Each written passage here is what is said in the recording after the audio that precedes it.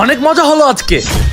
ভাইয়া আমি তোমাকে যে পা দিয়েছি আরে লেবুতে। আল্লাহ গো, কেউ মনে হয় জাদুটোনা করছে। ভাইয়া তাহলে কি আমি মরে যাবো? না ছোট, এমন বলিস না। ওই থেকে একটা দরবেশ বাবা, চল চল চল। দরবেশ বাবা। আমি একটা ভুল করে ফেলেছি। চুপ, আমি সব জানি, তুই আর বাঁচতে পারবি না। দরবেশ বাবা এইভাবে বললেন না। তুই আজ মারেগা। এবার ঠিক আছে? একটা উপায় বলে দিন আমি যাতে মারা না যাই। একটা উপায় আছে। কি বাবা?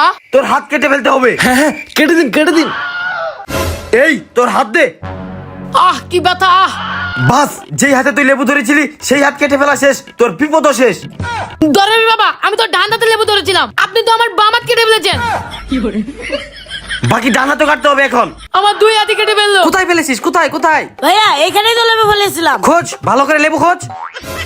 এই ভাই একটু এদিকে আসো। হ্যাঁ ভাই, কিছু বলবেন? এটা কি তোমাদের লেবু? হ্যাঁ, এটাই তো আমাদের লেবু। আমার ছোট ভাই লেবুতে খেলতে খেলতে হারিয়ে ফেলেছিল।